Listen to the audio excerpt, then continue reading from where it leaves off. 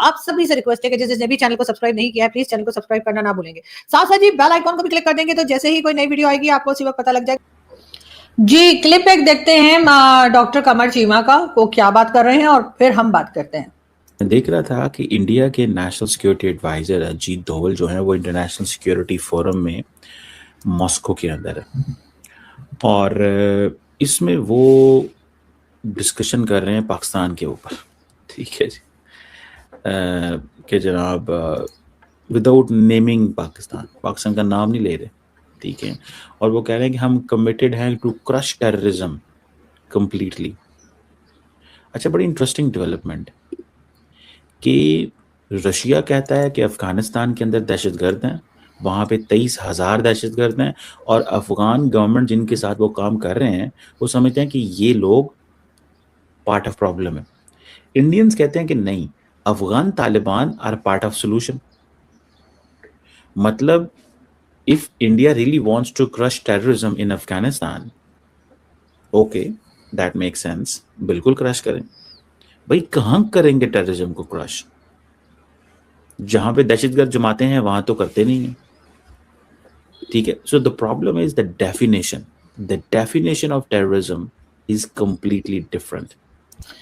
جی یہ تھے ڈاکٹر قمر چیمہ. اچھا چیمہ صاحب یہاں پہ جو بات کر رہے ہیں, اگر آپ اس کو تھوڑا سا ریوائنڈ کر کے دوبارہ سے اگر آپ سنیں چیمہ صاحب کو, تو وہ مجھے ڈیفینیٹلی کنفیوز لگ رہے ہیں. ایک طرف وہ کہہ رہے ہیں کہ جی اجیت ڈوول صاحب جو ہیں انہوں نے یہ کہا ہے ماسکو میں کہ جی ہم ٹیررزم کو کرش کریں گے, ٹیررزم کو ختم کریں گے, اور ساتھ ہی وہ کہہ رہے ہیں کہ جی پاکستان کا نام لیے بغیر انہوں نے پاکستان کے اوپر یہ بات کی ہے. تو کوئی مجھے بتائے گا, یا خاص طور پہ ڈاکٹر قمر چیمہ کیا بتا پائیں گے کہ اگر انہوں نے پاکستان کا نام لیا ہی نہیں اور انہوں نے یہ کہا ہے کہ وہ ٹیررزم کو کرش کریں گے یا ٹیررزم کو ختم کریں گے, تو اس سے ان کو ایسا کیوں لگا کہ پاکستان کو کہا جا رہا ہے؟ مطلب بات تو پھر وہی آ گئی نا کہ چور کی داڑھی میں تنکا, کہ اجیت ڈوول صاحب نے پاکستان کا نام بھی نہیں لیا, انہوں نے کہا کہ بھائی جہاں سے بھی ٹیررزم ہوگی ان کی کنٹری میں وہ اس کو ختم کریں گے, وہ ان کو رہنے نہیں دیں گے. اور یہاں پہ چیمہ صاحب جو ہیں وہ سیدھے جو ہے وہ اپنی گردن, یا سوری پاکستان اسٹیٹ کی گردن جو ہے وہ ہاتھ میں دیے دے رہے ہیں اجیت ڈوول صاحب کے کہ جی آپ تو ہمیں کہہ رہے ہو.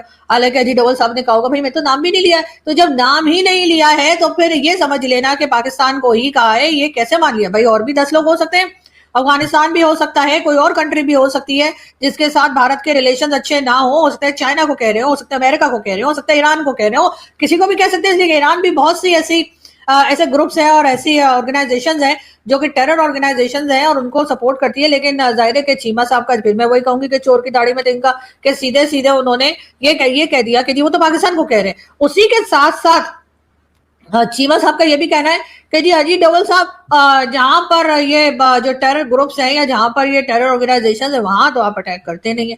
ارے ابھی تو کیا تھا انہوں نے, میرا خیال ہے 1 سال ہی ہوا ہے. چیمہ صاحب کیا ہو گیا, بھول گئے آپ؟ وہ جو مسعود اظہر کے ٹھکانے پہ, مسعود اظہر کا جو تھا مرید کے, وہاں پہ جو اٹیک کیا تھا, یہ اور بات ہے کہ وہ مسعود اظہر پھر بھی بچ گیا. پتہ نہیں کہاں دہی لینے گیا ہوا تھا, کہاں کا کیا نان کباب لینے گیا ہوا تھا, کدھر تھا, گھر پہ تھا ہی نہیں. اس کے بجائے اس کے باقی لوگوں کو جو ہے وہ انہوں نے 72 حوروں کے پاس پہنچا دیا. لیکن آپ جو ہیں ابھی بھی کہہ رہے ہیں کہ جی آپ وہاں تو اٹیک کرتے نہیں. مجھے لگتا ہے چیمہ صاحب رو کے ساتھ ملے ہوئے, اس لیے کہ چیمہ صاحب بار بار ایسی باتیں کر رہے ہیں جس سے کہ بھارت کو غصہ آ جائے اور مودی جی کا ایک اٹیک اور کر دو ان لوگوں کے اوپر. اسی لیے چیمہ صاحب آپ کو میں نے کتنی بار کہا ہے بھائی کیوں آپ پاکستان اسٹیٹ کے پیچھے پڑ گئے؟ حالانکہ آپ کو تو میڈل بھی دیا ہے. اب میڈل لینے کے بعد آپ انہیں لوگوں کے کیا دوسرا میڈل نہیں دے رہے؟ ہوا کیا ہے جو چیمہ صاحب اس طرح سے آپ اسٹیٹ کے خلاف باتیں کر رہے ہیں؟ لیکن پتہ نہیں مجھے تو اجیت ڈوول صاحب نے جو کہا ہے تو چیمہ صاحب کہہ رہے ہیں کہ جی وہ تو پاکستان کو کہہ رہے ہیں, جبکہ چیمہ صاحب خود ہی کہہ رہے ہیں کہ انہوں نے تو نام ہی نہیں لیا پاکستان کا. جب نام ہی نہیں لیا تو پھر کیسے سمجھ لیا آپ نے؟ اور اگر آپ نے اس کے بغیر سمجھ لیا تو اس کا مطلب ہے ہم لوگ ٹیررزم کرتے ہیں. آپ یہ کہنا چاہ رہے ہیں کہ اگر وہ کسی کو بھی کہیں گے کہ ہم ٹیررزم کو ختم کر دیں گے جا کے تو آپ پاکستان سمجھیں گے؟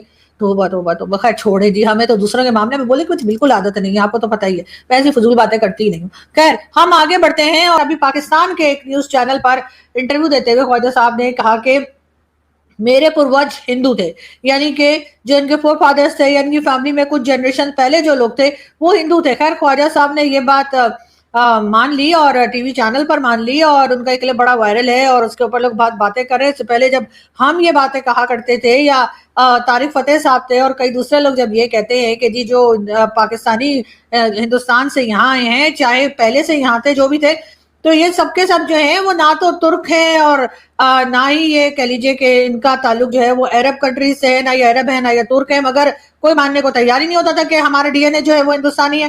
सब यही कहते थे कि नहीं जी नहीं, हम तो तुर्क से हैं, कोई कहता था हम अरब से हैं, बहुत से हमारे जाने पहचाने और आप लोगों के भी जिनको आप लोग देखते सुनते हैं उस किस्म के भी जो जर्नलिस्ट हमारे हैं, उन्होंने भी कई बार यही बात की और कहा कि जी हम तो जाके हमने तो डीएनए चेक करा है तो पता लगा कि उनके ब्लड में जो है वो मतलब है ही नहीं इस तरह से। एक ब्लड टेस्ट जो करवाया या डीएनए टेस्ट जो करवाया, उस डीएनए टेस्ट में तो यही निकला कि उनके जो फोर फादर्स थे या उनके डीएनए में जो है उनका जो खून निकला वो जी अरब्स में से निकला या तुर्क में से निकला और उसमें कहीं भी हिंदुस्तान का नाम नहीं था। लेकिन बहरहाल उसके ऊपर जो है वो सलमान रशीद साहब और कई दूसरे लोग भी कमेंट कर चुके हैं। अब मैं दोबारा क्या रिपीट करूं, लेकिन ये जरूर है कि उन लोगों को थोड़ा सा एहतियात करनी चाहिए और इस किस्म की बातें करते हुए तो जाहिर है कोई भी बिलीव नहीं करेगा। लेकिन अगर हम बात करें ख्वाजा आसिफ साहब की, तो जी ख्वाजा आसिफ साहब ने ये बात की है और बिल्कुल ऐसा ही है कि पाकिस्तानी जितने भी हैं, चाहे उनका ताल्लुक किसी भी इलाके से हो पाकिस्तान के, तो इनके पूर्वज जो हैं वो तो बिल्कुल हिंदू ही थे। अब ये और बात है कि कौन कब किस वक्त किस जनरेशन में